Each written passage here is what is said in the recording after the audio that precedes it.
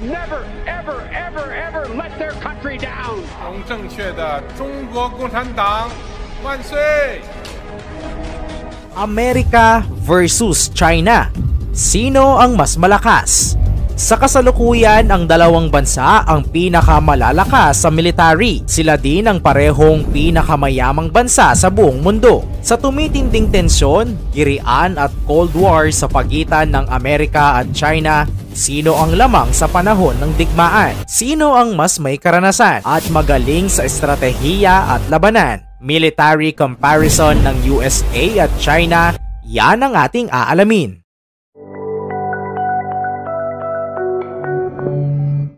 Military rank. Rank 1 sa listahan ng top 10 powerful countries in the world by military strength ang United States, na may power index na 0.0699 at estimated total military personnel na aabot sa 2,127,500. Ang US ay may hawak na 13,300 aircrafts, kung saan mahigit 900 dito ay mga attack helicopters. Mas marami lang ng higit sa 1,000,000 ang human military forces ng China na nasa 3,170,000 at sila ay rank 3 sa listahan sunod sa Russia.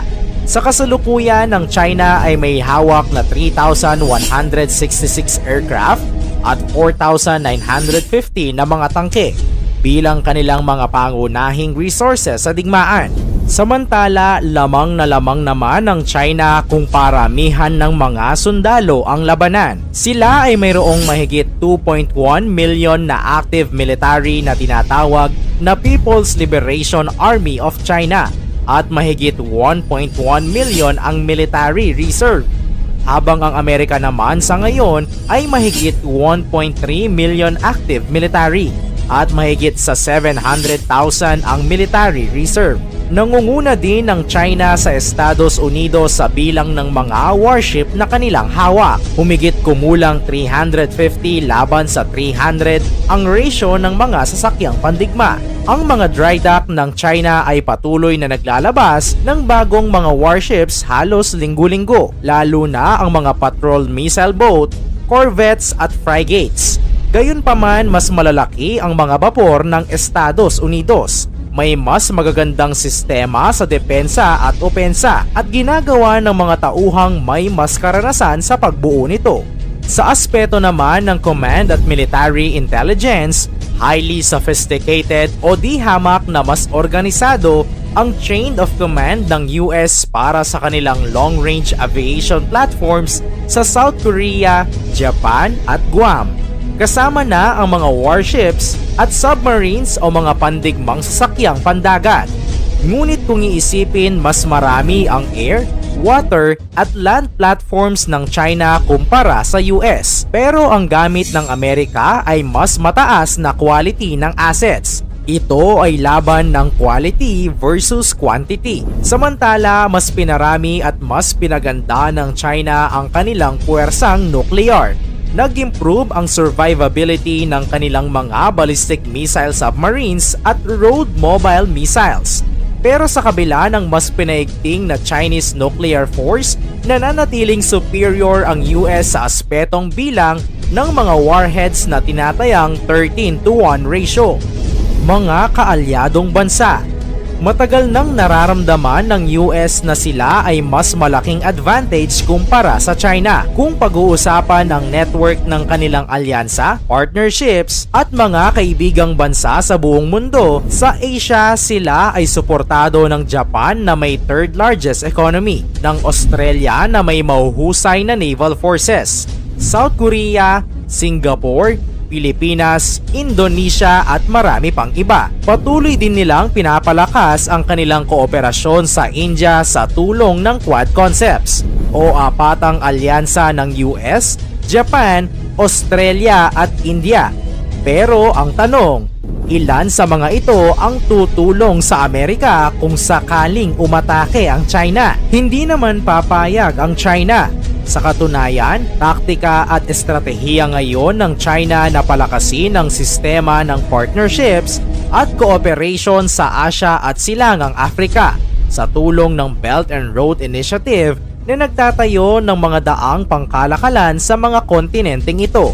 Ang pinakamahalaga, pinagtitibay din ng China ang kanilang relasyon sa Russia na pumapangalawa sa may pinakamalakas na military power sa buong mundo sa pamamagitan ng madalas nilang military exercises, mga karagdagang puwersang militar. Kung pag-uusapan ang geographical advantage, ang posisyon ng China sa South and East China Seas na potensyal na maging epicenter o sentro ng digmaan sa pagitan ng US ay pabor sa kanila. Mas mabilis silang makakapag-supply ng langis, ammunitions, military aids at karagdagang puwersa sa lugar na ito kaysa sa US. Dahil din sa limitadong saklaw ng kanilang kapangyarihan sa mga base nila sa mga karatig bansa na kanilang kaalyado. Ang linya ng mga artificial island na itinayo ng China sa South China Sea ay mabisang pangontra din ng China sa naval at aerial bases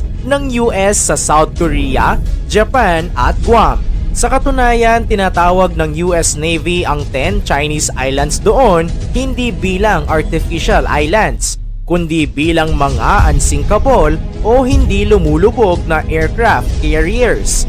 Bilang estratehiya laban sa mga artificial islands na ito, iniisip ng US na mag-deploy ng US Marine Special Forces sa mga islang iyon bilang opensa sa tulong ng kanilang mga alyansa sa umpisa pa lang ng laban. Panghuli, ang tagumpay ng digmaan sa modernong panahon ay labis na naiimpluwensyahan ng kung sino sa US o China ang mas may maganda o malakas na teknolohiya. Sa aspeto ng submarines, military satellites sa space at bilang ng mga offensive at defense cyber tools at unmanned vehicles, nangunguna ang Amerika. Pero humahabol ang China at ayaw magpadaig. Bilang may second largest world economy, ginamit nilang advantage ang artificial intelligence, paggawa ng hypersonic cruise missiles, mga mangilang-ngilang cyber attacks at monitoring sa internet ng Amerika, at ang umuusbong na quantum computing. Pahayag ito ng National Commission on Artificial Intelligence na nagsasabing may bahagyang advantage pa rin ang United States pero ito ay napakaliit na lamang. Epekto ng magiging digmaan.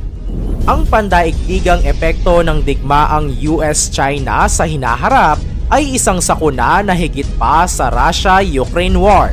Ang pagkamit ng isang liberal society o malayang lipunan noong World War I at II ay pinaglaban sa pamamagitan ng giyera. Ngunit ang giyera din ang sumisira sa liberal societies dahil sa pagkalat ng authoritarian at totalitarian figures gaya ni Adolf Hitler ng Germany. Ang pag-angat ng Beijing nitong mga nagdaang dekada ay nagdulot ng pangamba at mga prediksyon ng potensyal na labanan, lalo na sa usapin sa teritoryo ng pinag-aagawang South China Sea o West Philippine Sea, kung saan ang Amerika ay may military base sa Pilipinas at ang Amerika ay nakikialam sa away teritoryo ng China at Pilipinas bilang bahagi ng kanilang defense treaty. Hindi papayag ang US at China na tanggapin ang pagkatalo sa limitadong palitan lamang ng missiles at air attacks. Babala ng mga eksperto, ang tensyon ay maaaring kumalat sa rehiyon ng Asia-Pasipiko, partikular sa dagat ng China, Taiwan at mga naval at air bases ng Amerika sa Pilipinas, Taiwan, Hawaii, Japan at South Korea. Posibleng puntiryahin ng China ang mga pag-aari ng US sa Asia-Pacific, gaya ng ginawa ng Japan noong World War II nang binomba nito ang Pearl Harbor sa Hawaii upang pahinain ang puwersa nito. Kapag nangyari ito, mapipilitan ding umatake ang US, kaya ang dami ng mga mamamatay at pagkasira ng ari-arian ay hindi maipapangakong mababa kaysa inaasahan.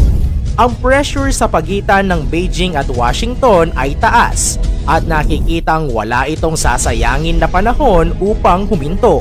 Ang paggamit ng nuclear weapons ng China at Amerika ay hindi rin imposible at ito ang magiging pinakamalalang sakuna sa kasaysayan ng mga digmaan. Inaasahan ding tatagal ang ganitong klaseng digmaan at makakaapekto sa kalakalan ng mga bansa na umaasa sa rutang pandagat sa Pasipiko. Kung sakali ito raw ang ituturing na first major conventional war sa modernong panahon sa pagitan ng dalawang bansang armado ng malalakas na nuclear weapons. Sa nakikitang mga datos, malaki ang posibilidad na manalo ang Amerika at mga allied countries nito. Pero sa nakikita ng mga eksperto, hindi prioridad ng US ang gumastos ng bilyong-bilyong dolyar sa digmaan. Sa halip, ay ilulunsad nila ang pagtaguyod ng kapayapaan sa umiinit na rehiyon ng Asia-Pasipiko. Malalamangan kaya sa hinaharap ng China ang USA sa armas pandigma? Handa kaya ang mundo sa pagdating ng World War III? Ikomento mo naman ito sa ibaba. Paki-like ang ating video. I-share mo na rin sa iba. Salamat at God bless!